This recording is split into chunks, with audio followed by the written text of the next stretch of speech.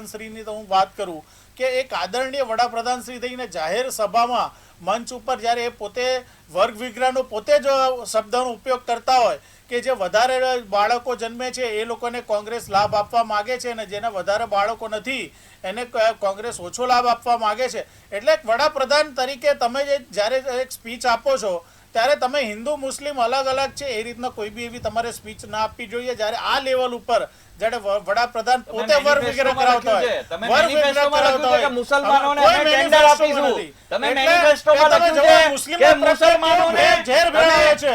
મુસ્લિમો પ્રત્યે આ પ્રવક્તા કેવું ઝેર ભેળાવે છે, મુસ્લિમોને કેવું ઝેર ભેળાવે. ચાલુ ડિબેટે કહું છું, ચાલુ ડિબેટે કહું છું, મુસ્લિમો વિશે કેવું શબ્દ બોલે છે, મુસ્લિમો વિશે કેવો શબ્દ બોલ્યા, પ્રવક્તા મુસ્લિમો વિશે કેવું શબ્દ બોલે તમે જુઓ કે ભાઈ મુસ્લિમોને તમે મેનિફેસ્ટોમાં તમે આ રીતની વાત કરી છે એમ કરી અને હિન્દુ મુસ્લિમ વિશે આજે લોકસભાનું જ્યારે ઇલેક્શન થઈ રહ્યું છે ત્યારે ભાજપના પ્રવક્તા હિન્દુ અને મુસ્લિમ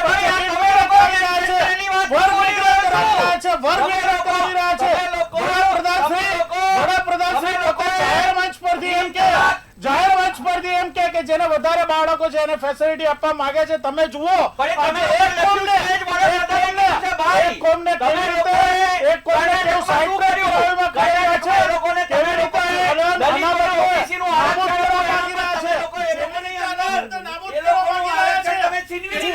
जी आप शांत થઈ જાઓ પારસભાઈ, સ્નેહલભાઈ,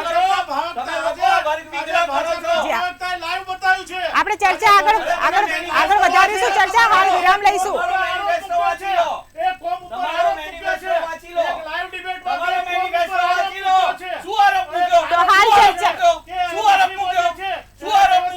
હાલ ચર્ચાને વિરામ આપીશું, મતદાનની જે સતત અપડેટ આપના સુધી પહોંચાડતા રહીશું, પરંતુ અત્યારે રોકાઈશું વિરામ માટે.